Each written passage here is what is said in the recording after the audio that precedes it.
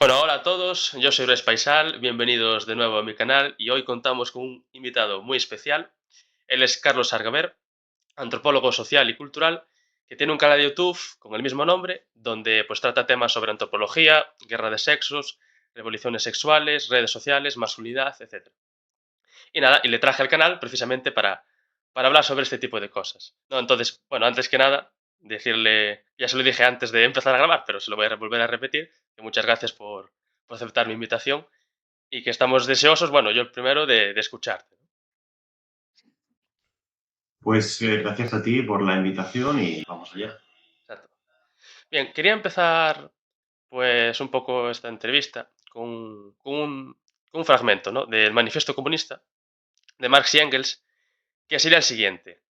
Quedan disueltas todas las relaciones fijas, oxidadas, mientras todas las recién formadas envejecen antes de poder osificar. Lo perenne se vuelve caduco y lo sagrado es profanado, mientras los hombres se ven, al fin, obligados a considerar sobriamente su situación y sus relaciones recíprocas. Entonces, partiendo de este fragmento, que ha sido muy citado, es uno de los más conocidos, quería preguntarte si crees que las relaciones sexoafectivas del presente se pudren antes de poder echar raíces, ¿no? Si esta liquidez de las relaciones sociales que describía Marx y Engels bajo el capitalismo, pues encuentra pues alguna similitud con las relaciones amorosas de hoy en día. Sí. Bueno, yo creo que es bastante evidente para muchos de nosotros el hecho de que la lógica del consumo y del mercado eh, ha entrado totalmente en las relaciones, que no es algo nuevo realmente. Yo creo que en este campo Simon Bauman es una persona muy competente a la hora de analizar pues, las relaciones en estos términos, ¿no? En términos de consumo, de mercado. Y el libro donde concentra pues, todas las observaciones que realiza es el de Amor Líquido, que es del 2003. Entonces, estamos hablando de que hace más de 20 años. Y sin embargo, leyéndolo hoy, parece es que está totalmente de actualidad. ¿No? No es que fuese una persona profética, sino que bueno, era alguien con una capacidad de interpretar la realidad muy sobresaliente. Entonces, siguiendo en esta línea, creo que hay importantes precedentes que explican la situación actual, donde efectivamente, ¿no? Pues las relaciones se han frivolizado mucho, las relaciones de pareja son mucho menos estables, las personas tendemos a ser mucho más difíciles de satisfacer. Digamos que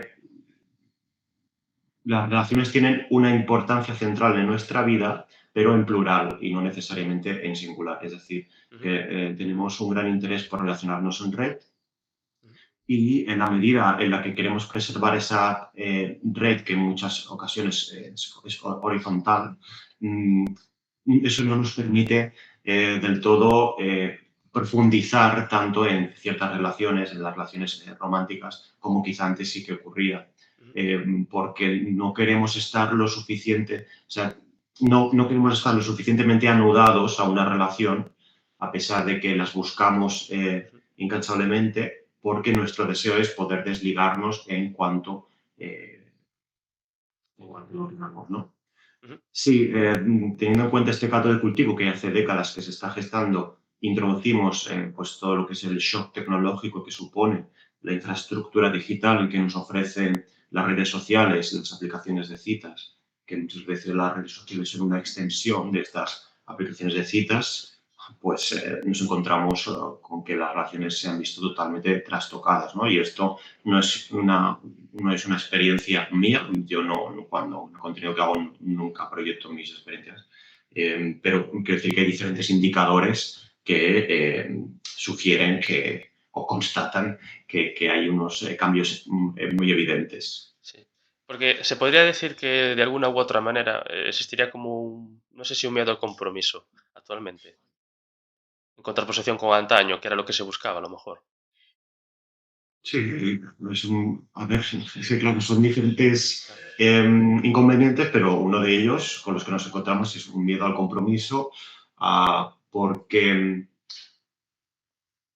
antaño las relaciones de pareja, la familia, pues como núcleo de supervivencia, el principal agente socializador, ¿no? pues suponía el camino a través del cual tú te relacionas o el mm, digamos que el mecanismo a través del cual tú te identificabas y te relacionabas, te exponías en el mundo, y eso ya no es así, ¿no? Porque hay toda una cultura del entretenimiento, de la realización personal, que en la mayoría de los casos no contempla a la pareja y no contempla a la pareja entendida como un matrimonio duradero y un proyecto vital, ¿no? ujú, de tener hijos. Entonces, hay ciertos elementos que favorecen que las personas tengan más dificultad para comprometerse. sí, sí, Eh, Esto no es necesariamente malo, porque si nos paramos a pensar en la generación de nuestros abuelos, habían pocas dudas a la hora de escoger pareja, ¿no? sí, Era sí, mucho más totalmente. habitual que estuvieras con personas de tu entorno muy próximo, no tenías la sensación de que había una gran diversidad de opciones por las que optar, entonces tendías a conformarte con la pareja que en la juventud, bueno, pues te establecías con ella. Esto, como digo, tiene su parte romántica, Mm, vistos con nuestros ojos, pero a la vez no tiene por qué ser así, ¿no? sí, Ahora hay toda una industria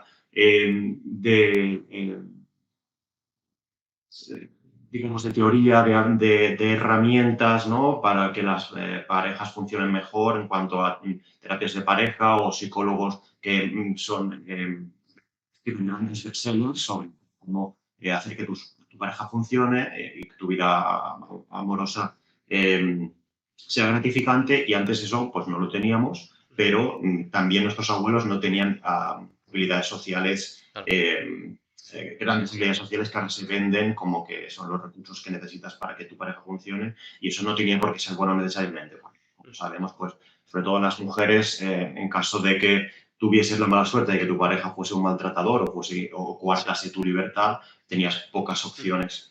Es que justo con lo que acabas de comentar, yo lo que percibo un poco es que cuando la gente critica o habla sobre el amor líquido y las relaciones pues, tan fugaces que se dan actualmente, como que me da la sensación de que se idealiza un poco el pasado, como si todas estas relaciones líquidas fueran negativas, ¿no? Es lo que yo percibo, de que mala hora que la gente pues ya no dura, que mala hora que eso, que todo es tan volátil, no como antes, que sí que era amor verdadero, pero realmente no tendría por qué, por qué serlo, ¿no? De hecho, casi que el amor fue una variable que poco importó a la hora de establecer matrimonios, ¿no? Entonces, pues, tirando un poco sobre este asunto, no sé qué te parece a ti. Quiero decir, ¿también notas que se ha idealizado un poco el pasado, que es tan negativo la liquidez de las relaciones actuales? Yo creo que todo lo que se referencia al mito de la pareja está muy cuestionado, ¿no? Desde ciertas perspectivas políticas, como puede ser el relativismo de género, y, pues, como se ves desde hace algo menos de una década, sí que se hace más evidente que hay mucho interés por cuestionar lo que es la pareja tradicional, ¿no? Lo que es lo convencional. Y muchas veces estas críticas, estas interpretaciones a veces muy especulativas sobre lo que son la pareja, muchas veces se hacen con una voluntad muy culpabilizadora, muy señaladora, ¿no? Sobre todo pues, a los hombres, como bien sabes, Mm, en cuanto a que se pone al hombre en una probeta, ¿no? Donde se lo observa, y muchas conductas pueden ser sujetas de crítica. Y como esto se ha hecho de manera muy furibunda, es natural que, sobre todo muchos jóvenes, tiendan a buscar otros referentes, ¿no? Cuando se sienten tan señalados, tienden a buscar otros referentes, otros modelos, y a veces pues hacen justo eso, ¿no? Tienden a romantizar ciertas prácticas del pasado o el modelo afectivo más habitual anteriormente, donde había pues, el hombre era el cabeza de familia, por así decirlo, y la mujer adoptaba un rol mucho más pasivo. ¿Significa que las personas que quieren una relación convencional son todos, es una reacción, son personas que reaccionan de manera negativa ante el feminismo y ciertas críticas que se hacen sobre la pareja? No. Pero conviene tener en cuenta que puede haber muchas razones, ¿no? Por las cuales queramos volver al pasado. A veces puede ser una reacción e incluso eso puede llegar a ser un problema, ¿no? Como ocurre en otros ámbitos más allá de la pareja. Al final creo que este interés por el modelo de relación del pasado se debe a la disfuncionalidad actual de las parejas y en parte también a una crítica furibunda sobre lo que los hombres hacen de esta manera o cómo los hombres viven en pareja. De esta manera se explica pues, que haya más hombres interesados, ¿no? Por un modelo más tradicional de pareja que no mujeres, que también las hay. Ujú. Sí. Pues sí, con respecto a este tema de nuevas, o sea, ¿cómo decirlo? Sí, lo que estamos comentando ahora, ¿no? Lo de que ya pues no se establecen pues relaciones tan duraderas. Desde un plano, digamos, infraestructural, ¿no? Como dirían, yo que sé, Marvin Harris o Karl Marx, ¿no? Es decir, a la hora de la producción de arte, por ejemplo, ya sea esto música, creo que se percibe bastante el hecho de la volatilidad de las relaciones o cuanto menos la búsqueda de parejas sexuales repetidas, en el sentido de que, por ejemplo, escuchando Bad Bunny, que es como el artista de moda, tiene varias canciones donde se dice que Titi me preguntó si tengo muchas novias, mañana una, pasado otra, pero no hay boda, o también tengo un fragmento de Viva la soltería, o otro fragmento de No me quiero casar, o hay una canción que no es de Bad Bunny, pero dice justo, estar soltero está de moda, ¿no? Entonces, quería preguntarte, porque también sé que tienes un vídeo donde tratas un poco este tema de solteras, de si hay más solteras ahora, etcétera. Si crees, como dice la canción, que la soltería, estar soltero, pues está de moda, ¿no? Si es más difícil encontrar pareja o simplemente queremos estar solos. Más cosas, sobre todo cuando se hace referencia a la mujer, ¿no? En femenino, soltera, sí que hay una voluntad desde ciertos medios de comunicación o ciertas personas vinculadas al activismo que tratan de no es poner en valor la soltería, pero sí restarle importancia al hecho de que bueno, pues, no tengáis pareja o incluso positivarla en algunos casos, ¿no? La soltería como una manera de evitar ciertos estigmas, ¿no? Cuando la mujer llega a cierta edad, pues hay algunas cuestiones importantes que se presentan y debe decidir, ¿no? Si quiere tener hijos o no los quiere tener. Ujú, En ese sentido, los hombres pues tenemos suerte de que se pueda postergar más tarde. Entonces, esta positivación a veces de la soltería y del hecho de no tener hijos como una manera de evitar el estigma de la mujer soltera, eh, muchas veces puede animar, de hecho, a las mujeres a creer que lo ideal es no tener hijos, o que sin hijos se vive mejor o se es más feliz.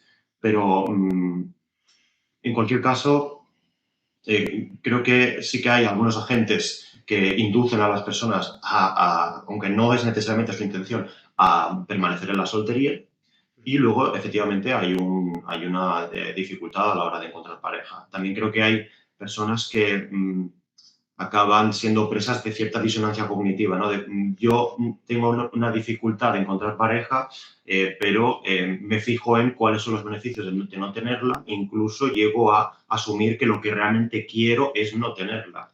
Entonces, aunque es muy paradójico que ahora haya tantos mecanismos, tantos recursos para conocer pareja, y sin embargo hay más soltería que nunca, ¿no? En España las solteras se han multiplicado por dos en las últimas décadas, en los últimos 20 años, y los hombres, incluso hay más hombres solteros que mujeres. Eso para mí es un problema, ¿no? Evidentemente hay que respetar la decisión personal de cada persona si es que esa es su voluntad de permanecer solteros, pero desde el punto de vista más amplio, eso tiene un impacto en la natalidad, ¿no? Que es evidente. Y así pues tenemos la natalidad que tenemos en España, que es uno de los países con la menor natalidad del mundo. Pues teniendo un poco en cuenta lo que acabamos de decir, te quería pues hacer la siguiente pregunta. ¿Estaría la monogamia en crisis? Y pues algunas de las nuevas formas de relación sexoafectiva pues también son las relaciones abiertas o el poliamor. Y si, aparte de esta primera pregunta, de si la monogamia está en crisis, si crees que estas alternativas, como poliamor, relaciones abiertas, son viables frente a la monogamia, ¿no? Yo no diría que está en crisis. Lo que ocurre es que estamos en mitad de una revolución sexual, que siempre que se da una revolución sexual se tienden a cuestionar los modelos efectivos, los patrones de conducta, las preferencias, las decisiones que se toman. Sí que desde hace unos años ha saltado a la palestra la cuestión de la monogamia, ¿no? De hasta qué punto la monogamia es deseable o no, hasta qué punto es natural o no. Y hay bastante aceptación para optar por modelos afectivos alternativos, como es más popular, sería el de las relaciones abiertas. Y esto con frecuencia se plantea como si fuese el epítome de la libertad, ¿no? Hemos llegado a un punto en el que valoramos tanto la libertad personal que ha llegado en el momento de preguntarnos si es que lo que realmente queremos es la monogamia o es una relación abierta donde presumiblemente viviremos la sexualidad y el amor con más libertad, con más conciencia, a veces se dice. Sin embargo, yo no creo que esto sea así. O sea, yo no creo que este debate que tenemos ahora sea consecuencia de unas cuotas de libertad a las que hayamos llegado, sino que esto, bueno, pues es una pregunta obligatoria en el contexto en el que estamos, en el que hay una gran facilidad, especialmente por parte de las chicas, ¿no? Que tienen pues, mayor exposición en redes sociales y en las aplicaciones de citas, que permite poder compartir su sexualidad con muchas parejas. Entonces, yo creo que ese es uno de los donantes importantes, teniendo en cuenta además pues, la fragilidad de los vínculos emocionales y eso hace que busquemos consuelo en la cantidad cuando la calidad no es suficiente. Así que no creo tanto como que esté en crisis la monogamia, sino que bueno, hay un debate abierto al respecto, pero la monogamia yo creo que siempre prevalecerá, porque es el modelo afectivo más extendido transculturalmente e históricamente. Esto puede ser muy discutido, depende de cómo se plantee, pero bueno, sí que me he encontrado varias veces que se utiliza un argumento presumiblemente científico para defender las relaciones abiertas, ¿no? Y se utilizan, bueno, se escriben argumentos como que la monogamia no sería natural o que la monogamia es una imposición de la Iglesia o Sí, según qué religión, pero, y la monogamia de hecho es una imposición, pero es que no solamente es una imposición, puede serlo, pero hay una importante tendencia en el ser humano para preferir el vínculo de a dos. Luego sí que creo que es importante que haga el matiz cuando digo de que es el modelo afectivo más difundido. Conviene decir que es cierto que la mayoría de las culturas que hemos estudiado permiten la poligamia, pero eso no significa que la lleven a cabo. Es decir, que hay un pequeño grupo de hombres que tienen pues, varias esposas, que ni siquiera hay relaciones abiertas. De hecho, ahora mismo la sexualidad y el amor están en el foco de lo que se supone bueno, es un recurso que, a través del cual nosotros nos realizamos como persona, ¿no? Es una manera de obtener placer, pero si bien es cierto que hay sociedades que son muy abiertas con la sexualidad, son muy liberales, esta liberalización, si me permite el término, no se debe no se debe que se respete la libertad del individuo, sino que la sexualidad está sujeta a ciertos rituales religiosos, ciertos mitos, entonces se permiten ciertas prácticas, pero bajo contextos muy concretos, ¿no? O tú quizá puedes tener relaciones fuera de la pareja, pero siempre y cuando sea la hermana de la esposa sí. o en una festividad concreta porque se cree que eh, tener diferentes parejas en ese momento tendrá un impacto en los dioses que son quienes deciden nuestro destino, etc. Sí, no, incluso también cuestiones como la poliandría responden incluso más a temas demográficos, según también tengo entendido y leído. Hay casos de poliandria, de mujeres que tienen diferentes parejas masculinas, pero la prevalencia es mucho menor a la de la poligamia. Y siempre corresponde a cuestiones demográficas, cuestiones de patrimonio. Sí que, bueno, cuando hay sociedades en las que hay muchas más mujeres que hombres, estos hombres se comparten y luego pues tenemos ciertas sociedades donde es a través de la mujer que se hereda el patrimonio y digamos que no es un modelo diferente de organizarse y sí que se puede justificar este tipo de poliandria, pero comparado al resto del modelo sí que es muy minoritario. Sí, sí, totalmente. Y también lo que percibo es que hay bastante confusión entre lo que es la poligamia y el poliamor, ¿no? Es como que se utilizan como sinónimos, pero realmente no lo No son, tiene ¿no? nada que ver.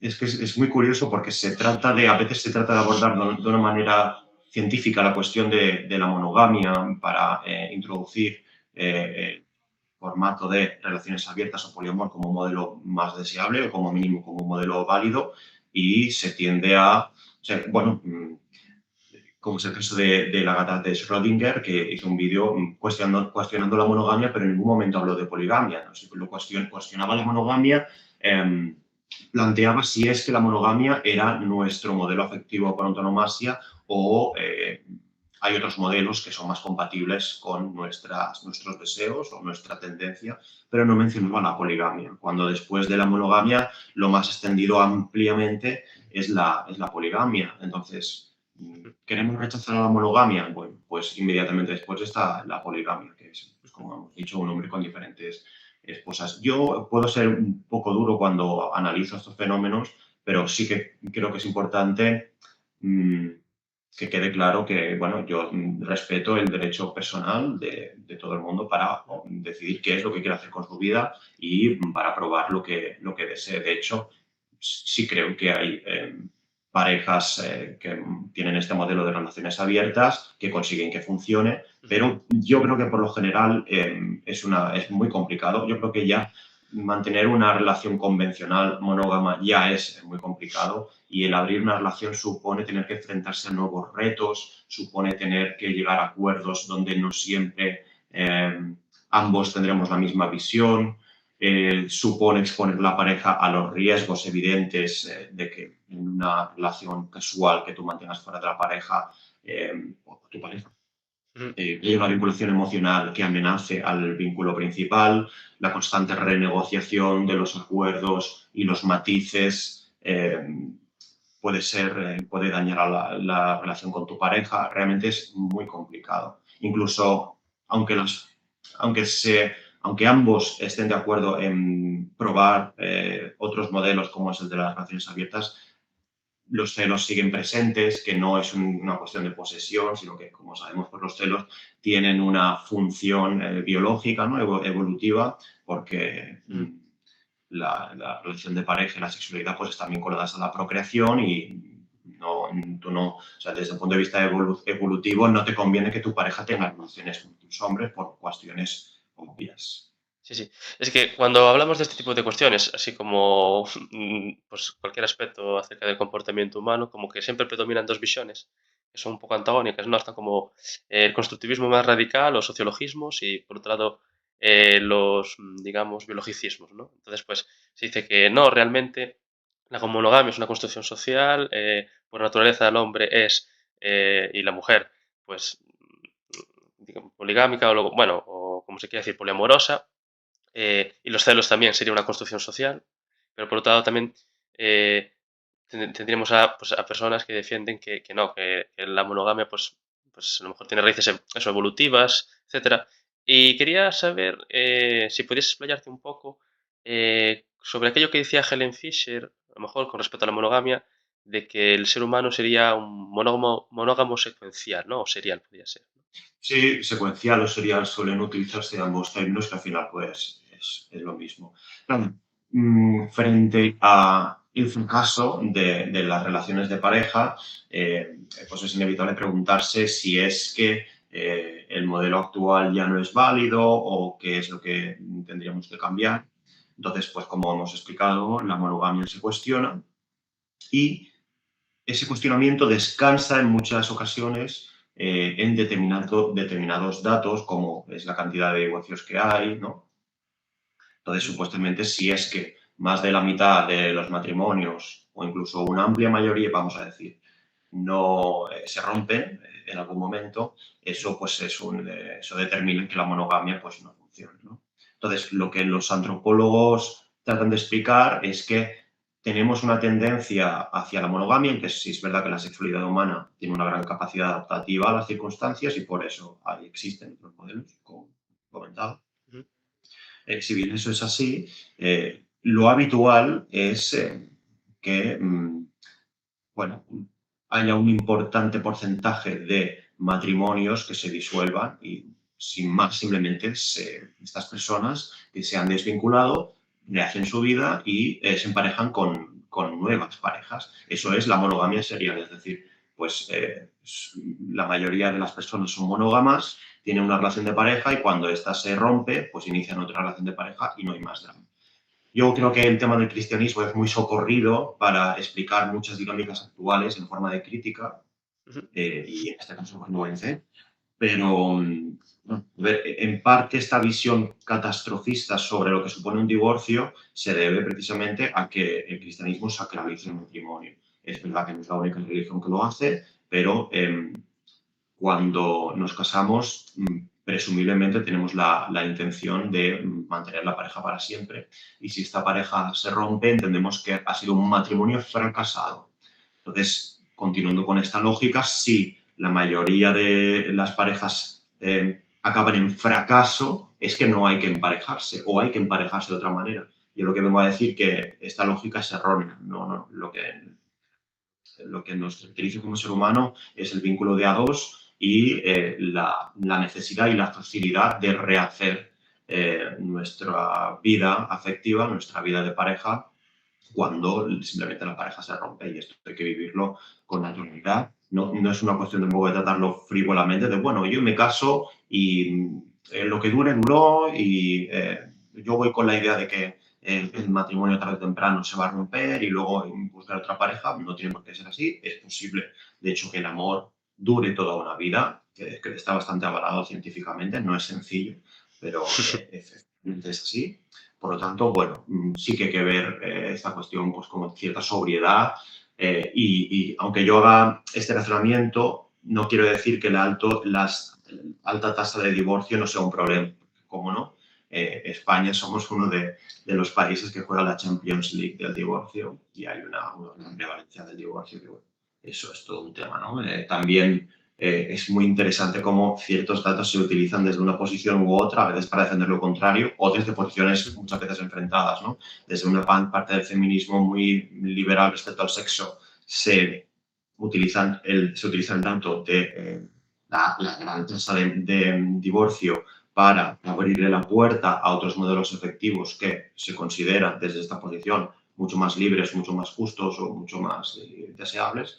Y luego pues tenemos a la Red Pill, que utiliza ese mismo dato para señalar lo difícil es de satisfacer que serían las mujeres o lo poco conveniente que es el matrimonio para el hombre, teniendo en cuenta la alta tasa de divorcio, aunque es verdad que la mayoría de los divorcios lo empiezan las mujeres, pero no es porque las mujeres sean malvadas.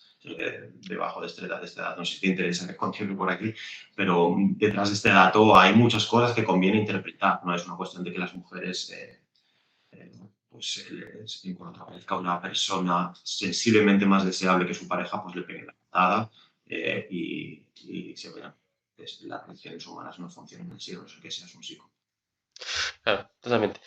Pues pasando a otro asunto, hace unos momentos, hace unos minutos, comentabas pues un poco cómo jugaban o qué papel jugaban las redes sociales. Más o menos, ¿no? Que bueno, por lo menos actualmente existe la posibilidad de conocer a muchas más personas, ¿no?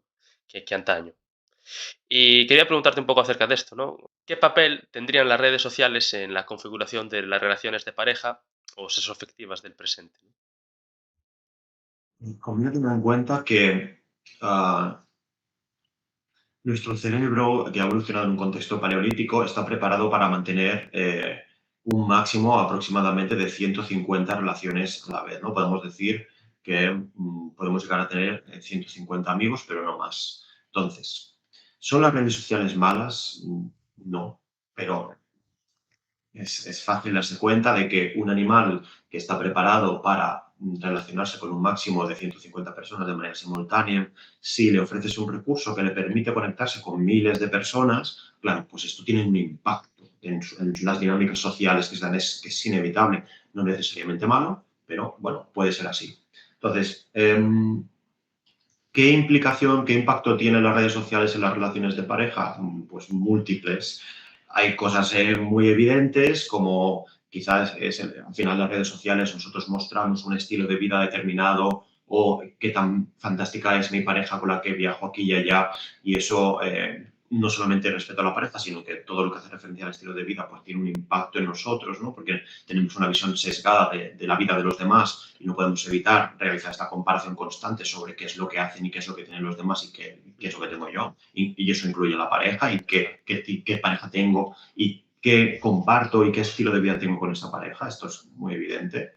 Pero yo creo que lo que es más fundamental es que las redes sociales, como las aplicaciones de citas, con la diferencia de que cuando estás en pareja se supone que no tienes aplicaciones de citas, pero sí redes sociales, ofrecen la posibilidad de poder conocer a personas constantemente, especialmente a las mujeres, por la exposición que tienen en redes sociales. Y eso puede amenazar a la pareja, claro que sí. Sí, claro, justo te iba a preguntar sobre si afectan de la misma manera a hombres y a mujeres, ¿no? Las redes Yo creo sociales. que depende, en realidad, hay diferencias importantes entre los hombres y las mujeres, pero depende de muchos factores. Está claro que una chica de 20 años tiene una exposición en redes sociales que la mayoría de chicos de 20 años no tiene. Ujú. Pero también es verdad que un hombre en la treintena o con 40 y pico años en las redes sociales puede llegar a tener más opciones que no pues un chico más joven o menos experimentado. Entonces, sí que hay diferencias en cuanto a que los hombres tienen, no solamente en la vida real, de hecho, especialmente en el mundo virtual, son quienes inician el cortejo. Es Ujú. decir, que son en este caso, en el contexto de cómo puede ser Instagram, son quienes escriben el mensaje. Entonces, es cierto que las mujeres están mucho más expuestas a las ofertas de otros hombres, sin embargo, pues los hombres no suelen encontrarse tanto con este tipo de casos, a no ser que seas un hombre con mucha proyección en redes sociales, ya sea porque te dedicas a ello, ya sea por lo que sea, ¿no? Por lo tanto, bueno, en ese sentido sí que hay un riesgo de que pueda afectar a la pareja a través de la mujer si es que esta mujer no es capaz de poner los límites, que no creo que sea necesariamente lo habitual. Pero bueno, claro, eso de alguna manera amenaza a la pareja. También el hecho incluso de tener una gran multiplicidad de opciones puede generar disfunción con la pareja actual que tenemos. Eh, y es como que esto alimenta esta insatisfacción crónica, ya no solamente respecto a las parejas, sino en otros ámbitos de la vida también es observable. Sí, totalmente. Y en aplicaciones como por ejemplo Tinder, ¿existe desigualdad entre hombres y mujeres? Sí, existe mucha desigualdad, sobre todo en cuanto a, partiendo de la base de que alrededor de 2/3 de los usuarios de aplicaciones como Tinder son hombres, pues claro, eso hay aquí una cuestión de oferta y demanda evidente en la que las mujeres están mucho más demandadas que los hombres, con lo que sabemos de muchos hombres, de hecho, que cuando se descarga la aplicación simplemente deslizan todo el rato a que sí, sin siquiera mirar, al igual están dando una silla, ¿no? Mujer le están dando ese sí, ¿no? Entonces eso infla una demanda que supone que, bueno, pues, que las mujeres tengan mucho más donde elegir y eso tiene una parte positiva y una parte negativa, porque hay muchas mujeres que entran en la aplicación, están 2 o 3 días, se sienten abrumadas porque hay un montón de hombres que les hablan y no saben muy bien cómo gestionarlo y la cierran y lo dejan estar. Entonces, además de esto, sí que es verdad que las mujeres tienen un mecanismo de selección de pareja más aparentemente más sofisticado, al menos en un inicio, que los hombres en cuanto a que eh, son capaces y tienen esta necesidad de valorar toda una serie de variables en la potencial pareja sexual estable, pareja romántica, Ujú. tienen toda una serie de herramientas para evaluar a este hombre y si a esta persona, si a esta mujer le das un móvil con fotos, el problema es que esta capacidad de filtrar, ¿no? Y de seleccionar muy pormenorizadamente a una potencial pareja por el hecho de que son las mujeres quienes sostienen la carga reproductiva, es decir, son Ujú. las que se quedan embarazadas. Si tú, como digo, le das un móvil con fotos de hombres, esa capacidad ultraselectiva se va a sintetizar a la imagen. Entonces nos encontramos en las aplicaciones de citas basadas en la imagen que las mujeres se vuelven ultraselectivas y los hombres, que cada vez tienen más dificultad para poder conectar con las mujeres, se vuelven cada vez más permisivos o menos exigentes. Y eso contribuye a que las mujeres se hagan todavía más selectivas. Entonces, bueno, sí que se suele hablar de esta regla del 80-20, que yo creo que ahora es un poco diferente, pero bueno, hay un torno a un 20%, incluso 5%, depende de qué fuente consultemos, de hombres que capitalizan el 80% del mercado femenino. Yo creo que también hay mucho que decir al respecto, ¿no? De qué dinámicas fomenta incluso ya no solamente la parte negativa del hombre, vamos a decir, de atractivo promedio, que digamos que va a tener que entender muy bien cuál es la lógica de la aplicación para poder sacarle partido con facilidad, sino que también hay una serie de dinámicas que se dan entre las mujeres y estos hombres tan atractivos que, bueno, con las que las mujeres, la mayoría de ellos, de hecho, no están satisfechas, ¿no? Porque son hombres que simplemente quieren tener relaciones sexuales de la manera más rápida y deshumana posible, deshumanizan a la chica en muchos casos. También es verdad que hay muchas chicas que están dispuestas a aceptar este trato. Y esto, bueno, pues es la parte negativa, ¿no? Para las mujeres en este aspecto. También conviene decir que esta dificultad que tienen los hombres en las aplicaciones de citas, como digo, si entiendes cuál es el funcionamiento de la aplicación y eres un hombre experimentado y tienes claro qué es lo que quieres y tienes expectativas realistas, puede ser una herramienta. Quiero, um, no quiero sugerir que las aplicaciones de citas no son una herramienta válida para los hombres, porque creo que sí que lo son, pero bueno, han trastocado radicalmente el funcionamiento de las relaciones entre hombres y mujeres en cuanto no solamente para buscar sexo casual, sino referente a las parejas románticas. Incluso creo que hay muchos hombres que se valoran, esto es muy habitual entre los hombres, que nos valoramos por el éxito sexual que tenemos, ¿no? Ujú. Si una mujer pasa mucho tiempo sin tener relaciones sexuales, se tiende a hacer una interpretación psicológica en cuanto a que, bueno, ella ha decidido dedicarse un tiempo a sí misma o no quiere mantener relaciones en este momento porque tiene otras prioridades. Sin embargo, esto que puede darse perfectamente también entre los hombres no se suele valorar tanto, ¿no? Y las mismas mujeres, de hecho, no lo suelen valorar así. Cuando hay un hombre que lleva mucho tiempo sin tener relaciones, se le juzga muy duramente, ¿no? Se le juzga como un hombre poco competente. Y creo que hay muchos hombres que evalúan su atractivo, su validez como hombre a través de estas aplicaciones de citas y cuando no tienen los resultados que ellos esperarían, bueno, pues se frustran y eso pues contribuye al estar masculino. Y justo esta importancia que, bueno, que semeja que le dan a los hombres a tener o no relaciones sexuales, también se extrapola a qué tipo de cuernos prefieren que le pongan, ¿no? Porque yo tengo visto algún vídeo tuyo donde preguntabas a personas, ¿no? A mujeres y a hombres, cómo preferían que le pusieran los cuernos. Sí, teniendo sexo, pero nada de amor, o solo un besito y muchísimo amor, ¿no? Y la tendencia era que los hombres preferían que le pusieran los cuernos con un besito, pero que hubiera amor, y que las mujeres lo contrario, ¿no? Que hubiera sexo, pero que no hubiera nada de amor. Entonces, me gustaría saber qué explicación podría haber atrás de esto.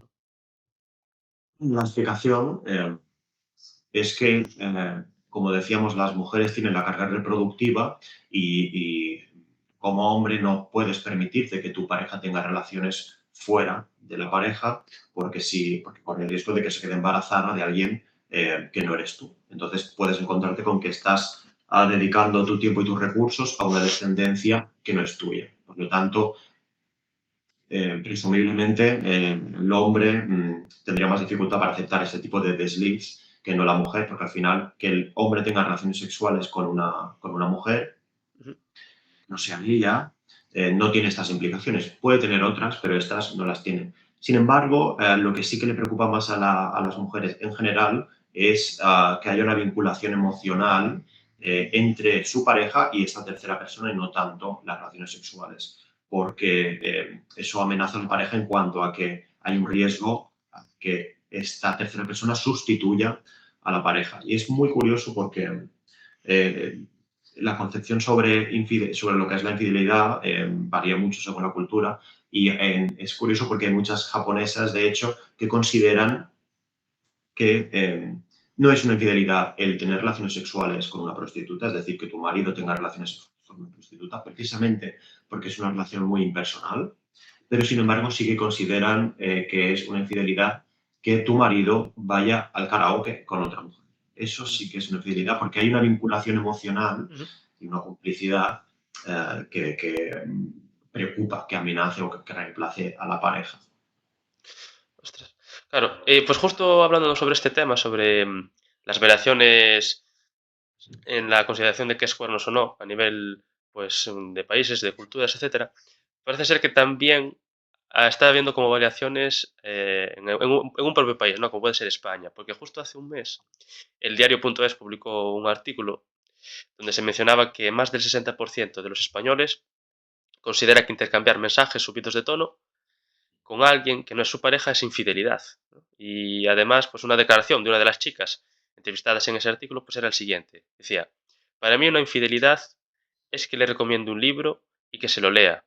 Hay comportamientos que pueden resultar más dolorosos que el propio sexo. Entonces, ¿crees que la concepción de infidelidad cambia, bueno, está cambiando con respecto al pasado o más bien es entre sexos solo, ¿no? Porque parece que antes se consideraba mucho más, o sea, se circunscribía la infidelidad a cosas carnales, o me da esa sensación, ¿eh? No sé qué piensas. Y ahora ya, pues va incluso a lo sentimental, ¿no? O no sé si esto es más bien entre cosas de chicas en relación a los chicos. No sé. Bueno, es natural que se redefina lo que suponen celos en la medida en la que nuestras condiciones materiales cambian, en la medida en la que hay eh, nuevos canales de comunicación y de relación, es necesario que se redefinan lo que los celos son.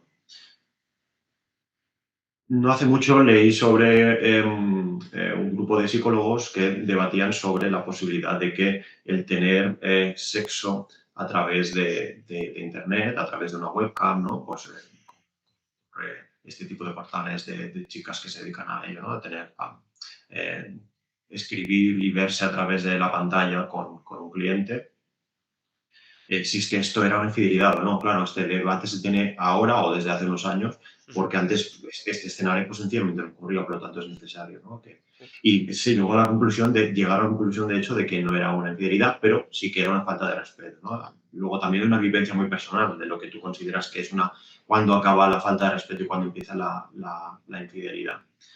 Pero bueno, sí, me parece de mucho interés lo que comentas, ¿no? Que, que le recomiende un libro y se lo lea, porque eso, bueno, pues denota, puede denotar esa proximidad, ¿no? Que hay con la otra persona. Pero es natural, yo creo que es natural que la infidelidad se redefina teniendo en cuenta los nuevos escenarios que se dan. ujú, perfecto. Entonces, entrando pues un poco bueno, en otra temática, en un momento de la entrevista se mencionó un poco a la Red Pill, bueno, y sí, eso se mencionó en un momento. Entonces, quería saber un poco, porque es una comunidad que está cogiendo bastante auge, bastante seguimiento. De hecho, bueno, pues hay un podcast en concreto que incluso se llama de Red Pill, ¿no? Y personas como Andrew Tate, etcétera, pues están cogiendo mucha fama. Y bueno, y todo lo que comentan está muy ligado a lo que hemos estado hablando aquí, ¿no? Sobre la conducta que tendrían las mujeres dentro de la pareja o a la hora de buscar pareja, etcétera. Entonces, pues quería ver cuál es un poco pues, la opinión que tienes de la Red Pill. ¿Qué sería la Red Pill y cuáles son sus principales tesis?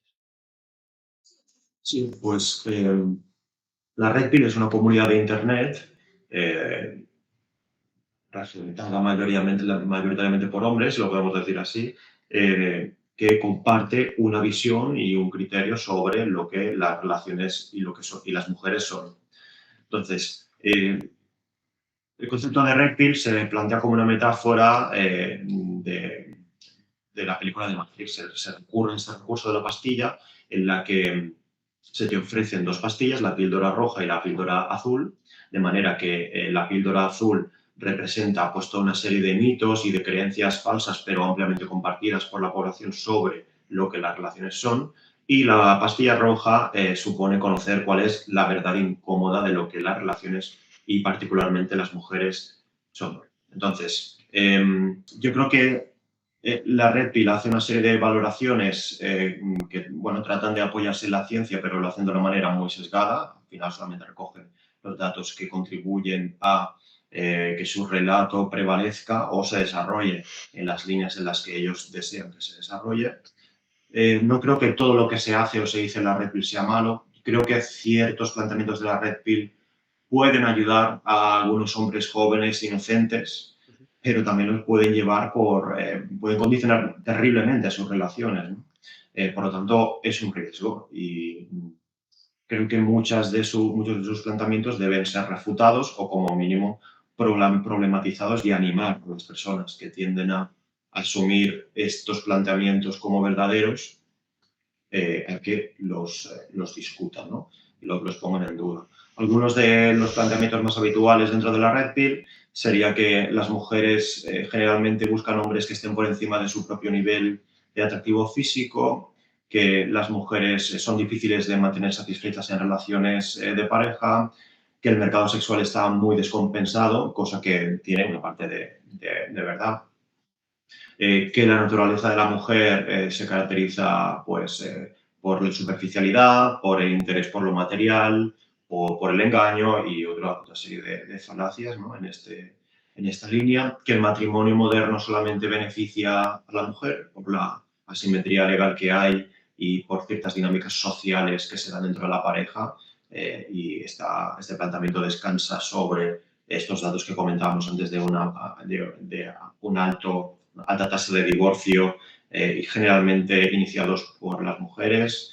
Eh, Incluso que las mujeres no son capaces de amar como los hombres conciben el amor, sino que tendrían una manera de enamorarse muy sujeta a las cuestiones, a la materialidad, ¿no? A cuáles son los recursos que ese hombre puede ofrecer y si es que esos recursos desaparecen, pues el amor se desvanece. Y yo creo que estos serían los puntos más definitorios, ¿no? De lo que es la Red Pill.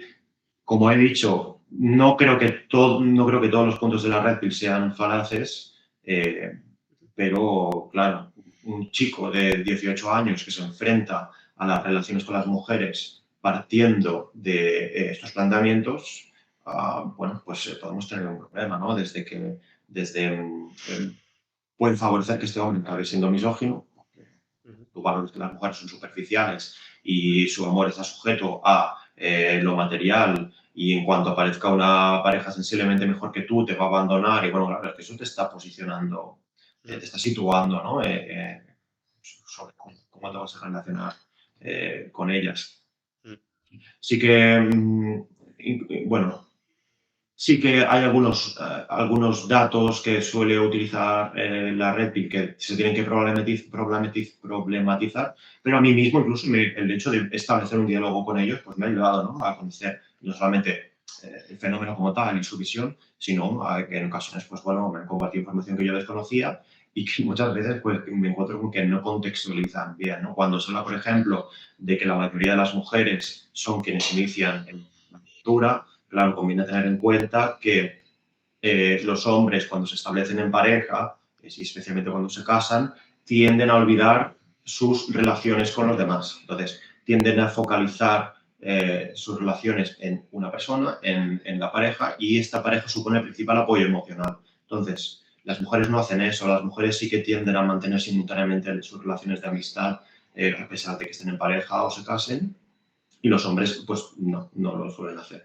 Entonces, si tú estás en una pareja disfuncional, pero resulta que tu pareja es tu principal apoyo emocional, es mucho menos probable que tú rompas la relación en relación a ella, ¿no? Es mucho más probable que lo haga ella porque al final se genera una cierta dependencia emocional. Entonces, esto sería uno de los casos, una de las explicaciones. También sí que parece que los hombres tienden a acomodarse más en la disfuncionalidad de la pareja comparado con las mujeres. O sea, creo que es todo un tema y hay mucho que hablar y no nos podemos quedar con que es que las mujeres son malas o es que las mujeres son muy difíciles de satisfacer y por lo tanto está en su esencia el romper el matrimonio, ¿no? Porque esto no es así.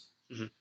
Entonces, aunque la Red Pill tenga un lenguaje etológico o psicoevolucionista, vulgar o incluso, bueno, muy sesgado, se podría decir que existe cierta verdad en algunos de sus razonamientos sobre cómo funciona la mujer.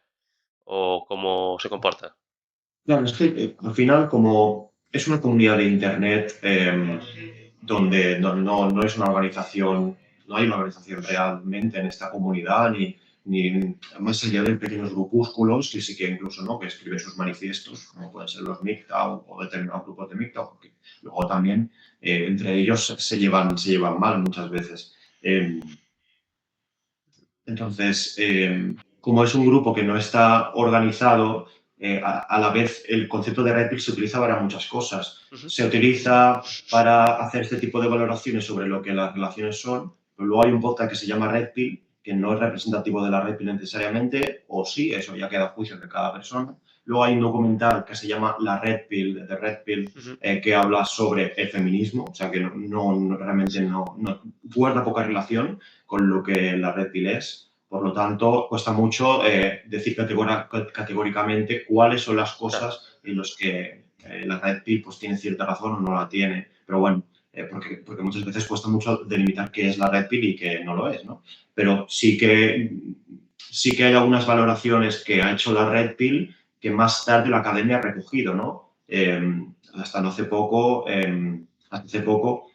que salió el primer estudio sobre los incels, que ha abordado la cuestión sobre qué es lo que ocurre ¿no? con estos hombres que no tienen relaciones con las mujeres porque no pueden, cuál es la dificultad.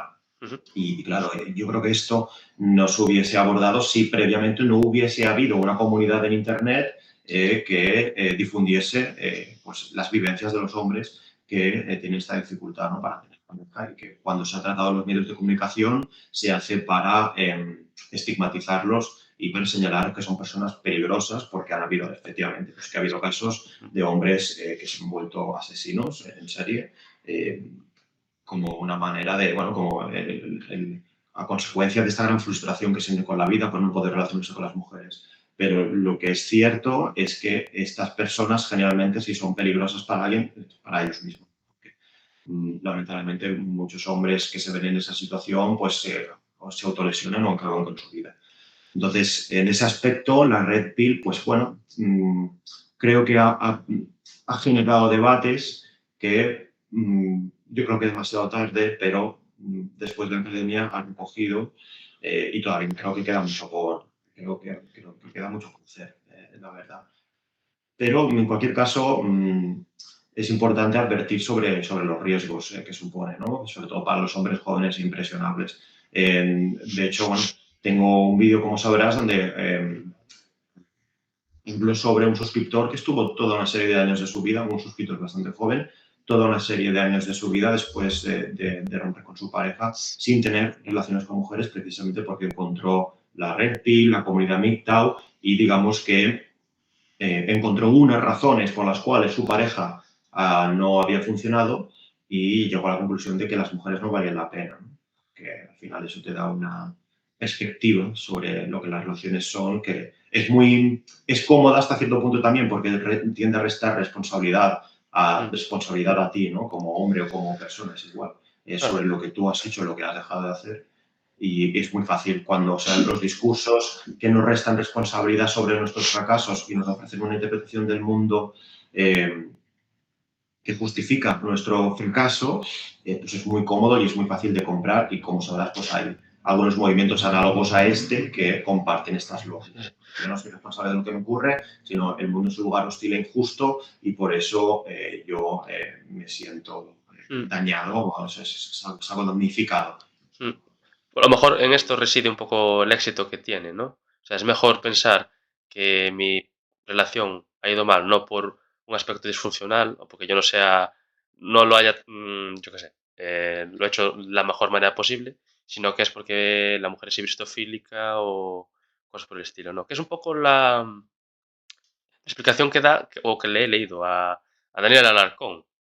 No sé, porque Daniel Alarcón tiene, bueno, ha tenido unos escritos ahí, se llama El mito del género, pues en una parte de la red pila hablaba un poco de que la entendía como una comunidad salvífica, ¿no? Que es un poco como el psicoanálisis o los jardines de Epicuro y tal, que lo que hace pues, la red pill pues, sería darle un sentido pues, a las vivencias negativas que tú tienes, pero quitándote en parte pues responsabilidad, ¿no? Y demás. Sí, sí, y bueno, sí que es verdad que más allá de toda la cuestión de los incel, pues sí que, o sea, yo creo que los Red Pill ha como redefinido lo que es el concepto de hipergamia, ¿no? Que hoy en día pues, es muy popular en las redes, Mm, porque antes cuando hablamos de hipergamia siempre nos referíamos a la tendencia entre las mujeres de casarse con hombres con un estatus social superior a ellas, ¿no? Que también hay que tener en cuenta que eso era bastante habitual, teniendo en cuenta que los recursos estaban capitalizados por los hombres, ¿no? En Occidente, así que aunque sí. luego tu familia pues, tenga un estatus u otro, y ahora pues se ha redefinido este concepto y se incluye no los recursos que tiene la pareja en cuestión, sino su atractivo físico, ¿no? Y se plantea como que las mujeres tienen una gran facilidad para aceptar tener encuentros sexuales con hombres mucho más deseables físicamente que ellas. Y esto es algo que se habla con frecuencia y tiene su parte de verdad, claro que sí. Ujú, Todos sabemos, ¿no? Que cuanto mmm, menos atractivo sea físicamente un hombre, más dificultades o más tiempo necesita como mínimo para demostrar su valor, cuáles son los atributos que él puede ofrecer que vayan más allá del físico. Sin embargo, este filtro no se tiende a aplicar o no se suele aplicar de la misma manera entre los hombres que son muy atractivos. Yo creo que a los hombres también nos pasa eso, pero en el caso de las mujeres, bueno, pues sí que es bastante particular, ¿no? Al final creo que eh, todos creemos que para tener un encuentro sexual con una mujer debes primero conseguir, ¿no? Que ambos pues haya algún tipo de conexión emocional, que sin embargo a estos hombres tan atractivos no se les suele pedir. Por supuesto, no todas las mujeres son así, pero inevitablemente hay que conocer, bueno, pues que el público se ponen las mismas barreras entre un hombre muy atractivo que uno que no sea. Entonces, un poco tirando de lo que se acaba de comentar, ¿no? Que también es uno de los postulados de la Red Pill, que es que el mercado sexual está descompensado. Quería preguntarte si realmente existe esa hipergamia de la que hablan tanto, o si ha cambiado un poco con respecto a tiempos pasados. Esta cuestión del hipergamia, o sea, a ver, hay un estudio que habla sobre esta cuestión desde una perspectiva muy concreta, que viene a defender que la hipergamia ya no existe más porque se recoge que las mujeres de hecho tienden a casarse con hombres que son de un estatus social bastante equivalente a ellas. Y esto es un hecho, pero es que, claro, es que la hipergamia, como se entiende hoy en día a través de la Red Pill, incluye otros elementos más allá de cuál es el estatus de tu pareja. Entonces, ¿esta hipergamia existe? La hipergamia entendida como la facilidad que tienen las mujeres para tener encuentros sexuales con hombres muy atractivos, esto nace de las dinámicas que se dan en Internet, que se dan en las aplicaciones de citas. Entonces, en las aplicaciones de citas hay una hipergamia operativa, sí, claro, ocurre. Lo que pasa es que en la vida real esto no tiene por qué, no se reproduce la lógica de la misma manera. Naturalmente, en un contexto social, un chico atractivo sigue siendo muy atractivo y sigue teniendo muchas facilidades para poder tener un encuentro sexual, pero como hay otras importantes variables, como es observables, ¿no? Por parte de la mujer, como es qué rol asumes en un grupo, cómo te relacionas con los demás, cuál es tu lenguaje no verbal. Hay toda una serie de variables que pueden hablar en tu favor y eso supone que no se aplique la misma lógica de solamente quiero estar con el chico muy atractivo, porque en ese terreno sí que las mujeres pueden valorar de una manera pues, más amplia qué tan válido eres como potencial pareja. Sin embargo, creo que al final pues, la lógica o el propio fenómeno del ciberespacio tiene un impacto en la vida real, porque basta con sacar el teléfono del bolsillo, ¿verdad? Sin embargo, bueno, yo creo que es esencialmente un fenómeno propio de las aplicaciones de citas o de las redes sociales sin apuros. Ok, perfecto. Genial, pues. Y un comentario también de que también es cierto que muchas veces las mujeres manifiestan preferencias Ujú. que por alguna razón luego no se cumplen en un entorno fenómeno social real. Ya no solamente me refiero a las aplicaciones de citas, sino que hay encuestas del estilo que una amplia mayoría de las mujeres rechazarían a un hombre que se encuentra en el paro. Ujú. Y yo creo que esto no es real. Sí que es verdad que para las mujeres es más importante esto que no para los hombres, pero claro, si tú a la mujer solo le ofreces esa información, pues tendrías que decir, pues oye, no me interesa, prefiero uno que sí que esté trabajando. Pero claro, si es un hombre que está en el paro por las circunstancias determinadas, en las que está transitando de un trabajo a otro y es muy competente en la mayoría de las esferas de su vida, ¿por qué no le van a dar una oportunidad a este hombre? O hay otra encuesta que dice que la mayoría de las mujeres no saldrían con un hombre de menos de un 84, 86, no lo sé, es un disparate. Sí, claro, sí. Es que tú solo... ocurre lo mismo que las aplicaciones de citas. Si tú a la mujer solamente le ofreces una única variable con la cual ella debe elegir pareja, se va a volver extremadamente selectiva porque no tiene otros elementos que le dispensen información para poder elegir. Sí, aunque bueno, también es cierto que esas mismas preguntas realizándosele a los hombres, pues tienen resultados distintos, ¿no? Por Sí, ejemplo. sí, total. Sí, sí, no, claro, como digo, para las mujeres el estatus y los recursos son más importantes que para los hombres, claro que sí. Cuando a un hombre le preguntas, es como este meme de que las mujeres piden un hombre romántico, alto, fuerte, con iniciativa, empático y, sin embargo, sea potente estéticamente y que, sin embargo, en los hombres se pueden enamorar con la cajera de la cajera del Sí, ya Mercadona, vi, sí. ¿no? Es una simplificación, de Sí, nuevo digo que una cosa es lo que se dice claro. y luego qué es lo que ocurre en la realidad, pero bueno, quiero decir con esto que el estatus socioeconómico para la mayoría de los hombres no tiene ninguna importancia, tiene una importancia mínima. Y tiene importancia en la medida en la que quieres constituir una familia y necesitas que tu pareja pues, aporte recursos Ujú. a tu familia, pero no es uno de los criterios de selección que los hombres contemplen como importante. Y algo de lo que también habla bastante la Red Pill, así un poco a modo genérico, o los podcasts que tratan este tipo de asuntos, es un poco la masculinidad, ¿no?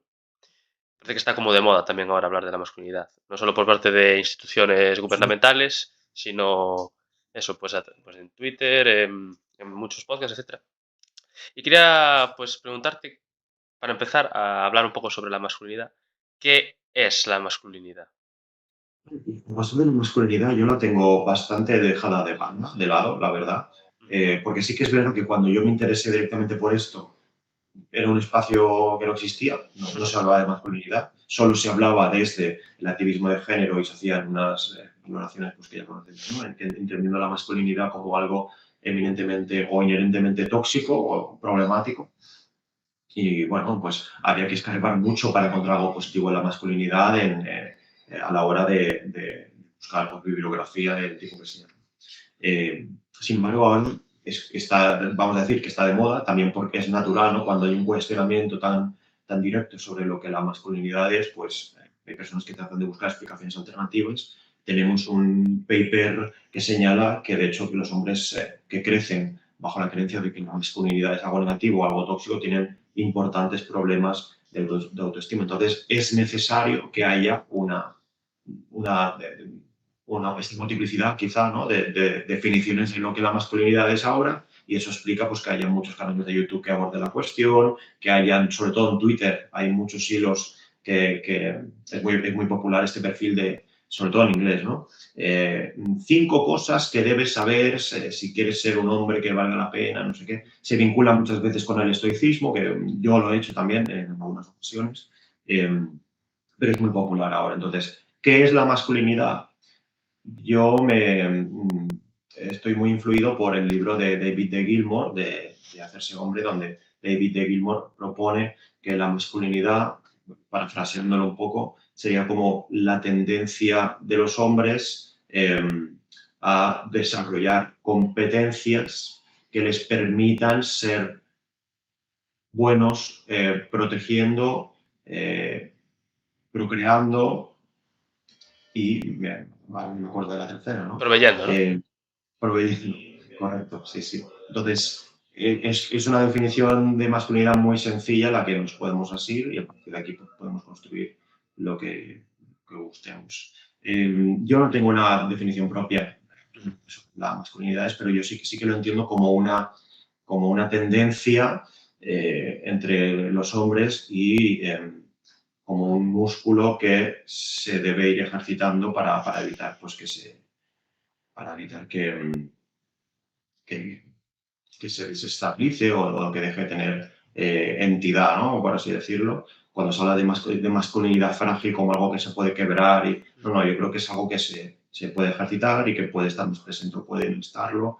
Y desde un punto de vista quizá más espiritual o más místico, es una esencia de lo que el hombre es. Ujú. No significa que las mujeres pues, no puedan proveer, proteger o procrear, no se trata de eso, pero sí que hay esta tendencia a que el hombre se desarrolle en esos términos y sobre todo que al hombre se le valore por esos términos, ¿no? En muchas sociedades, cuando la pareja no puede concebir hijos, aunque no sea necesariamente así, se valora al hombre como el culpable y se lo etiqueta como el responsable y se determina que no es lo suficientemente masculino, no es lo suficientemente hombre. En la medida en la que tú seas poco competente en estas esferas, se te valora como menos hombre que el resto y en consecuencia tiene un impacto también en la esfera sexual. Los hombres que son malos proveyendo, protegiendo y procreando tienen menos opciones sexuales que el resto de hombres. Ujú. Y en relación a uno de también uno de los sintagmas más famosos también en relación con la masculinidad, que es la masculinidad tóxica, ¿qué se podría decir sobre ello?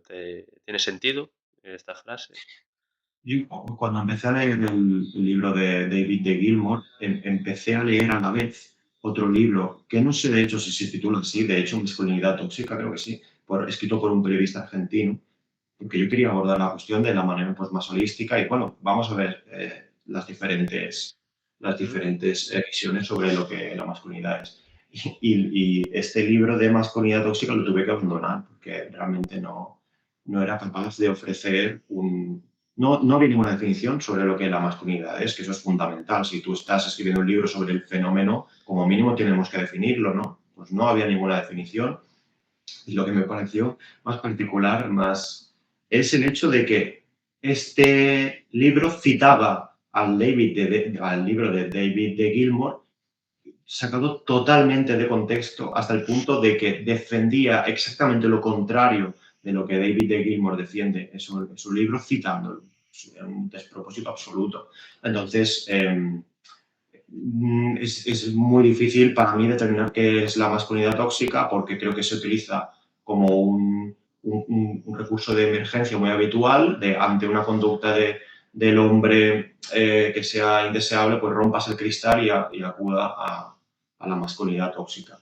Yo lo que sí que creo es que, o sea, creo que la masculinidad no es algo malo per se, eh, pero sí que hay algunos elementos de la masculinidad que si se distorsionan o si se exageran, incurren en conductas tóxicas. ¿Eso significa que la masculinidad sea tóxica per se? No, significa que exactamente igual que las mujeres, hay algunos patrones de conducta en los que los hombres estamos sobre representados que son indeseables, pero eso no significa ni que la feminidad sea tóxica per se ni que la masculinidad sea tóxica per se, ¿no? Si tú como hombre tienes mucho interés por procrear, no necesariamente por tener hijos, que al final es la consecuencia de tener sexo, sino por mantener relaciones sexuales, si para ti es muy importante el mantener relaciones sexuales y no solamente con una persona, eso puede suponer que desarrolles un cierto trastorno de la conducta, ¿no? O que al final, pues, en tu vida haya un desequilibrio importante. Si para ti es muy importante proveer y solamente te importan los recursos económicos, pues eso, de nuevo, puede tener un impacto negativo en tu vida, ¿no? Las personas que viven, en este caso los hombres, obsesionados con el dinero o que valoran a los demás a través de este prisma, pues, bueno, pues sí, puede suponer una conducta tóxica. Con proteger también, ¿no? Si es excesivamente importante para ti el desarrollar esta conducta de proteger, puede ser que coartes la libertad de los demás o que los protejas cuando no hay necesidad de hacerlo. Entonces, bueno, sí, puede haber una asociación, pero eso no significa Ujú, que la masculinidad sea tóxica, igual que la feminidad tampoco. claro. Entonces, ¿qué dirías? ¿Que la masculinidad ha sido más bien atacada o comprendida? ¿O la gente ha intentado comprender la masculinidad o la ha atacado? Bueno, hay algo muy interesante y es que cuando las mujeres hoy tienen un problema, solemos pensar entre todos qué podemos hacer para solucionar este problema que tienen las mujeres. Cuando los hombres tienen un problema, se tiende a pensar que son ellos los responsables. Esto ocurre mucho Sí, cuando se habla de diferentes fenómenos, como últimamente en los medios de comunicación sobre los incel, no se hace nunca una lectura colectiva sobre qué ha ocurrido para que ahora haya un porcentaje de hombres un poco bueno, indeterminado, relativamente, que no tienen relaciones sexuales y que se sienten insatisfechos con su vida. No se hace esta lectura conjunta sobre qué provoca este fenómeno, sino qué pueden hacer los hombres para salir de este problema, que está muy bien que se haga, que hay que animar a las personas a que asuman las responsabilidades propias de su vida, ¿no? Sin embargo, con las mujeres pues no suele ocurrir tanto esto. Entonces,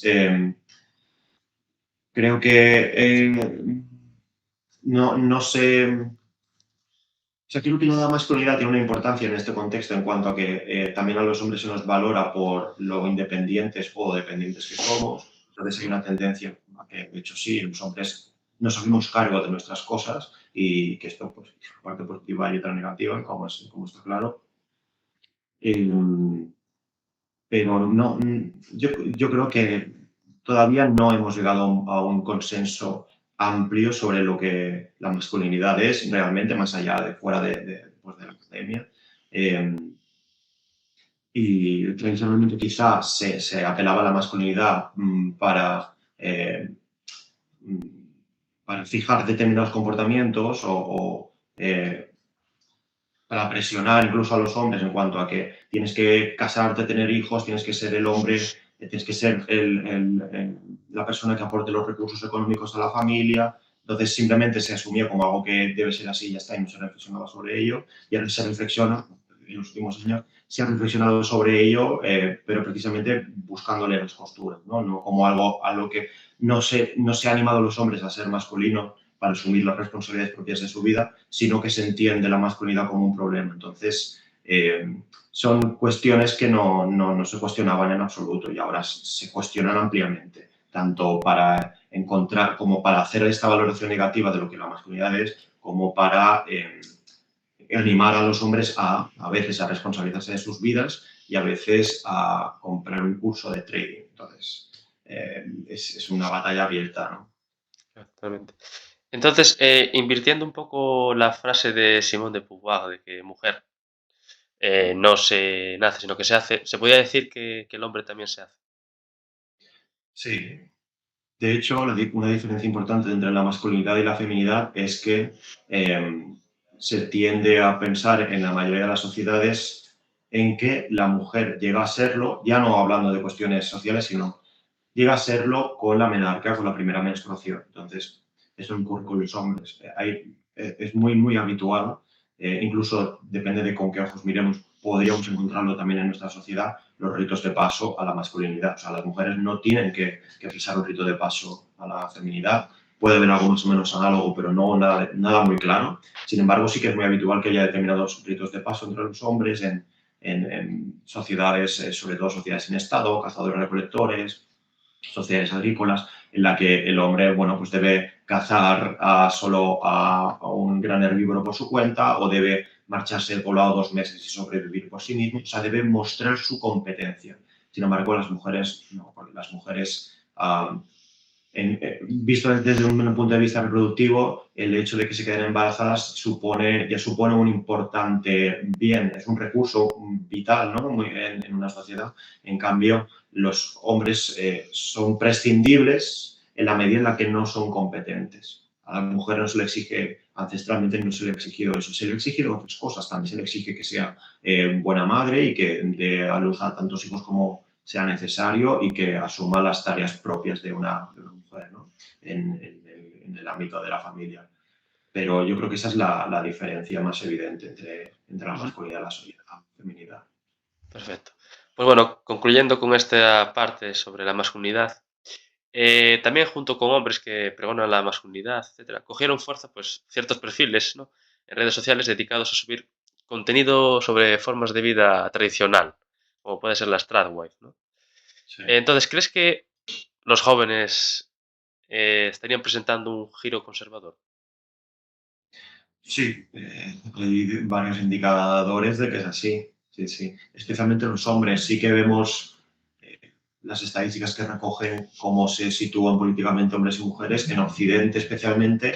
De hecho, hay una tendencia a que los hombres se derechicen y las mujeres se vuelvan más liberales. No siempre hay una diferencia tan amplia recogida por sexo, pero entre los jóvenes sí que, si bien los hombres tienden a volverse más conservadores, también hay más mujeres conservadoras que tiempo atrás en la franja de edad de 25 o 18 años, incluso más jóvenes, o como mínimo se dicen cosas, se manifiestan intereses o voluntades que hace tiempo pues no sé. Yo en mi vida había oído a un chico o una chica de 18 años decir que es conservador. Efectivamente, existe, yo era consciente de que existe, pero bueno, lo relacionaba más con una familia, ¿no? Que fuera conservadora y que estuviese pues, quizá muy vinculada a la religión, a la iglesia, pero ahora sí que vemos a personas que lo muestran con orgullo, ¿no? Y cuando hablan de conservador se refieren fundamentalmente a las relaciones de pareja en cuanto a que quieren un formato de familia conservadora, incluso pues, mujeres que es un debate que parecía resuelto, ¿no? Y que demandan que sea el hombre quien pague las citas y que adopte este tipo de conducta más tradicional, más conservadora. Entonces, sí, creo que está ocurriendo como una respuesta a la hegemonía cultural que hemos tenido durante varios años, que ahora yo creo que está cambiando, que es, como decíamos antes, pues es esta hegemonía cultural en la que se cuestionan las relaciones, se cuestiona la masculinidad, se cuestionan tantas cosas y se señala, ¿no? Entonces, cuando hay ese señalamiento, hay muchas personas que reaccionan. Además, ocurre que los jóvenes durante la adolescencia están en un proceso en el que construyen su identidad y las personas que trabajamos en educación pues siempre estamos muy preocupados por este momento crítico y muchas veces se ha abordado el tema sobre el tema de las relaciones y la masculinidad o la igualdad desde una manera muy poco inteligente, la verdad. Entonces, desde hace un poco, de hecho, se han hecho virales los vídeos de Pamela Palenciano, que es esta formadora de género, que se hizo muy popular, sobre todo por imitar a unos chicos, no sé si de 16 años, en un auditorio, que frente a determinadas declaraciones se levantaron y se fueron, y ella pues se dedicó a imitarlos, a ridiculizarlos. Entonces, claro, si a ti desde el colegio te están haciendo creer que la masculinidad es tóxica per se, que el hombre es un potencial agresor y toda esta serie de creencias, lo natural es que tú busques otros referentes. Habrá personas que convivan con estas valoraciones y habrán quienes busquen otros referentes. Entonces, hay una tendencia importante a buscar esos referentes en la derecha. Perfecto. Pues entonces, acabando ya con la entrevista como tal, quiero hacerte una última cuestión, que es la siguiente. ¿Qué es lo que más te inquieta o te ilusiona del panorama actual o de todo lo que se ha comentado hasta aquí con respecto al futuro, ¿no? ¿Cómo crees que evolucionarán las relaciones sexoafectivas entre hombres y mujeres? Pues no lo sé. La verdad es que no lo sé. Sí que hace un tiempo pensaba que del mismo modo que hay esta polarización política, teniendo en cuenta que cada vez pues la política se vive de una manera mucho más tribal y que se antagoniza mucho más, ¿no? Y se habla siempre a los grupos de referencia en contra del otro grupo, que eso siempre ha ocurrido en la política, pero hay indicadores importantes de que esto pues, se está extremando más. Del mismo modo que existe esta polarización política, yo creo que esta lógica se va a replicar en las relaciones o hasta cierto punto se está replicando, ¿no? Cuando digo que hay hombres y mujeres que dicen que son conservadores, creo que se evidencia. Antes, bueno, sí, había más o menos, pero no es algo de lo que la gente se enorgullezca, incluso se llevaba con cierta reserva. Entonces yo creo que habrá, como digo, pues ya se puede observar una tendencia que haya un grupo de personas que tengan relaciones de una manera pretendidamente conservadora o tradicional. Y luego habrá otro grupo de personas extremadamente liberales con su sexualidad y que serán los usuarios de las relaciones abiertas, poliamor y demás. Y luego una mayoría de personas pues que más o menos haremos lo que podremos con nuestra vida. Que yo creo que a pesar de estos cambios que estamos experimentando, hay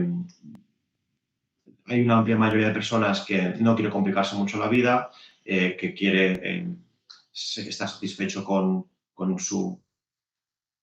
este ámbito de la sexualidad y de las relaciones sin quebrarse mucho los cuernos. Entonces, yo la especulación que puedo hacer es que sí, habrán dos grupos que ganarán solidez situados en los extremos, uno extremadamente liberal y el otro extremadamente conservador, pero posiblemente habrá una amplia mayoría de personas pues, que no se adscriban a ninguna práctica en particular y que simplemente reproduzcamos el modelo afectivo que hemos tenido hasta ahora. Ese es mi pronóstico, pero quizá me equivoque. Perfecto. Bueno, y ahora que se me acaba de venir a la mente una última cuestión, quería plantearte lo siguiente. Es que como dije al principio, tú eres antropólogo social y cultural, ¿no? Intuyo que estudiaste antropología, o así, Sí. ¿no?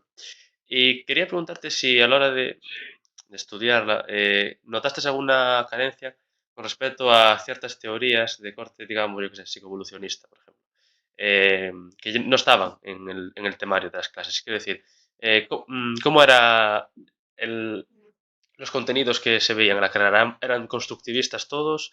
¿Se tenía algo en cuenta, yo qué sé, a, a Wilson, por ejemplo, la sociobiología, o no se comentaba nada? No se comentaba nada. Claro, depende de dónde estudies la carrera, porque yo estudié antropología social y cultural, entonces en la mayoría de facultades hay asignaturas de evolución humana y incluso, por ejemplo, si no me equivoco, en la UOC, en la Universidad Abierta de Cataluña, la mitad de la carrera es de psicología evolutiva, bueno, se me vinculada con la psicología evolutiva y hace referencia pues, ¿no? a esta antropología biológica y el sociocultural. En mi caso se hacían muy pocas menciones a la evolución humana, la verdad. Cuando luego tú tomas un manual de antropología, como por ejemplo incluso Helen Fisher, combinas muy bien ambas perspectivas y yo creo que muchas veces es necesario, ¿no? Para entender ampliamente un fenómeno. Pero en mi carrera no, se trataba muy poco la cuestión y sociobiología absolutamente. Entonces, yo también tengo una parte de mi formación ha consistido en buscar yo, ¿no? Pues como quizás sí que la universidad me ha dado, naturalmente, pues me ha dado una base, pero de algunos hilos he tenido que tirar yo después cuando he acabado el grado, porque sí que tengo la impresión de que, claro, sobre todo aquí en Cataluña, las ciencias sociales están muy vinculadas a progresismo, ¿no? Y a las humanidades en general, ¿no? Mm. Entonces, hay determinadas valoraciones que se hacen desde la psicología evolucionista que no son compatibles con ciertos planteamientos progresistas o que son difíciles o que entran en pugna, ¿no? Y que es un debate abierto. Entonces, no, en mi caso había muy poca presencia sobre toda la corriente de antropología. ¿Y crees que sería necesario que hubiera más presencia? Pues sería fundamental, necesario no, es que no. Después de 4 años de carrera, te das cuenta de que nunca jamás ha existido un matriarcado. Y dices, vaya, ¿cómo puede ser?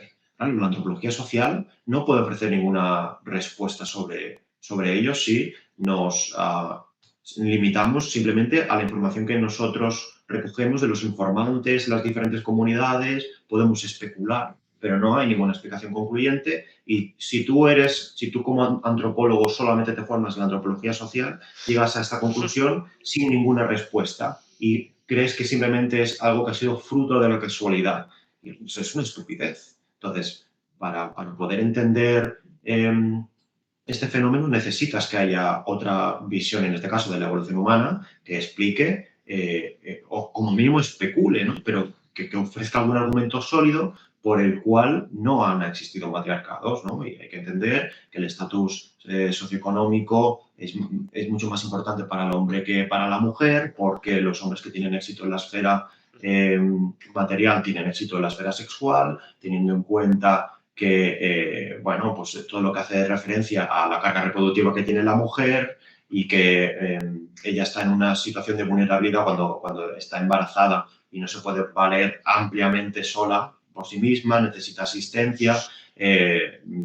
Los roles, obviamente hay una construcción social sobre lo que los roles de género son, pero hay importantes precedentes biológicos, entonces no podemos desatender esa cuestión. Ya no solamente habría que incluir en todos los grados universitarios de antropología buena parte de la antropología biológica, sino que hay muchos mitos sobre las relaciones o sobre lo que los hombres o las mujeres son, que en caso de recibir formación sobre la antropología biológica desde el colegio, pues se desvanecerían porque no tendrían dónde sostenerse.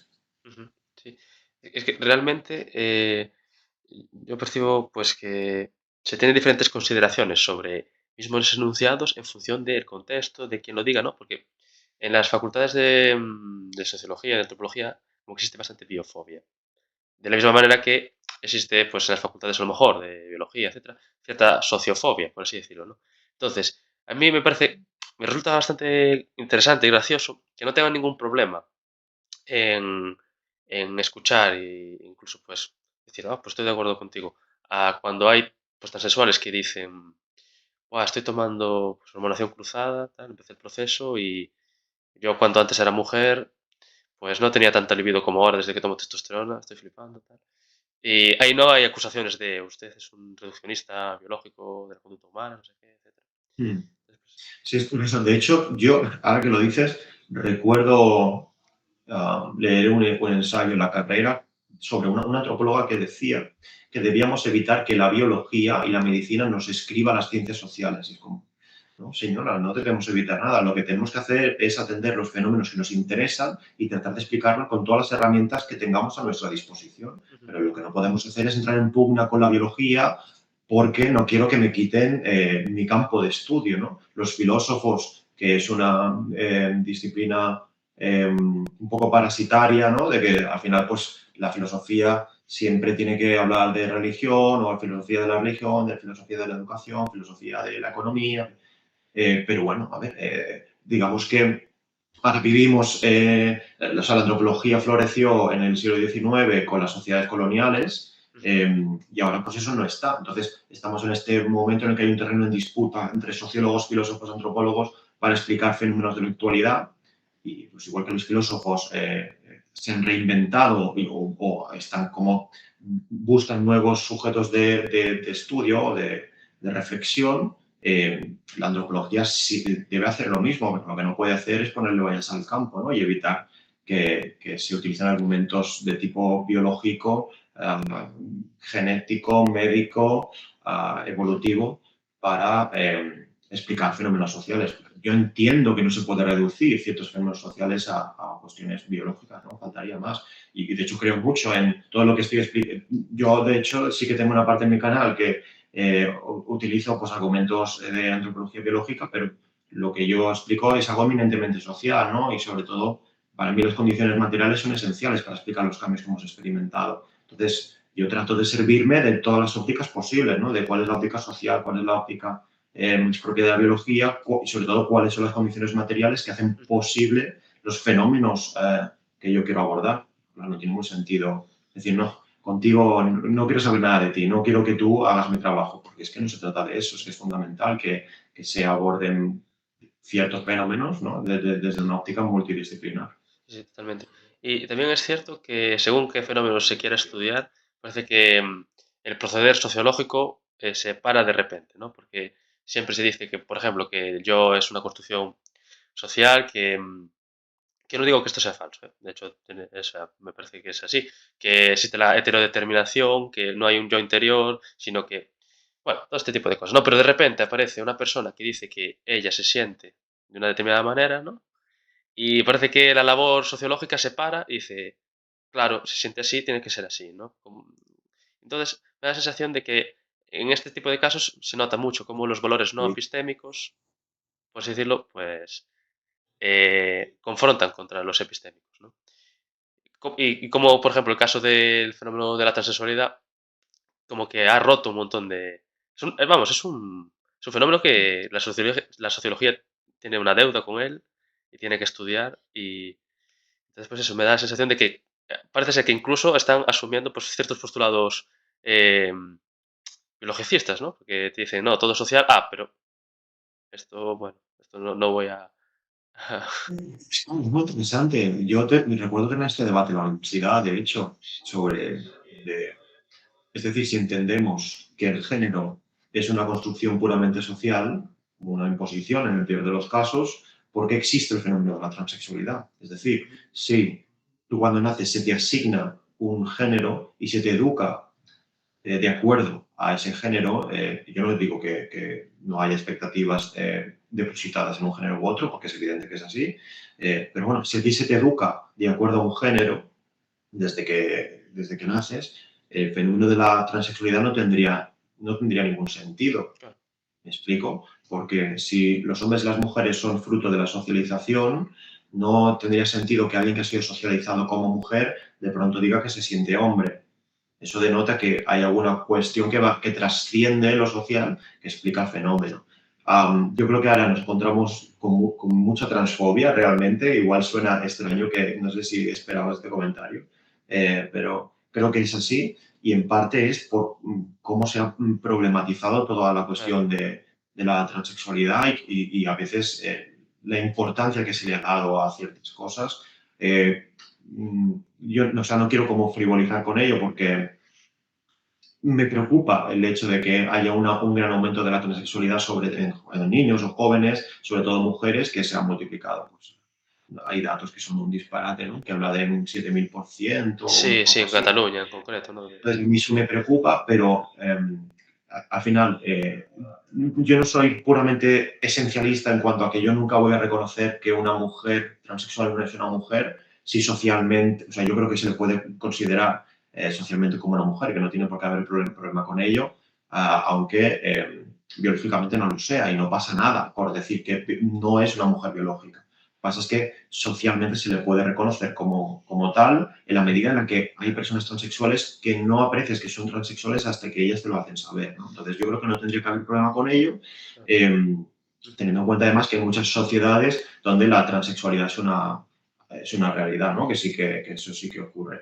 Ujú. Bueno, yo creo que este tema se nos ha ido de las manos absolutamente. Ahora ya no podemos fiscalizar el que un niño o un joven eh, pues diga que se siente del género contrario. Hasta ahora pues sí que obligatoriamente tenías que pasar por un profesional de la salud mental, con un psiquiatra, para que te ayude a determinar si efectivamente tú eres una persona transexual o no lo eres. Ahora, como existe esta performidad en la que nosotros nos autodefinimos y no puede haber ningún tipo de injerencia por parte de los demás porque se considera como pues eso, ¿no? Una manera de restringir la libertad personal y que nadie tiene que decirme lo que yo soy, pero es que nosotros somos alguien en relación a los demás, eso para empezar. Y Ujú. luego yo quizá yo no soy médico y no puedo, llevado al terreno de la salud, yo no puedo diagnosticar que tengo un cáncer de páncreas. Quizá necesito a un especialista que me ayude a determinar si es que lo tengo o no. Pues con el tema del género, por muy esencial que parezca, en el contexto de la psiquiatría es necesario que un psiquiatra te haga este acompañamiento precisamente para que no tomes una decisión errónea. Y como sabemos, pues hay casos, ¿no? De personas que pasado el tiempo se dan cuenta de que no realmente se equivocaron a tomar esa decisión o decidieron someterse a una operación que ha tenido consecuencias pues, muy desagradables, ¿no? Sobre todo cuando se hace operaciones de cambio de sexo. Y eso es lo que opino. Totalmente de acuerdo, la verdad.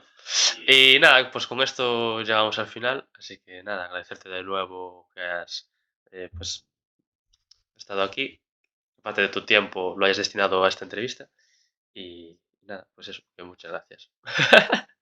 Gracias a ti por la invitación, Bryce.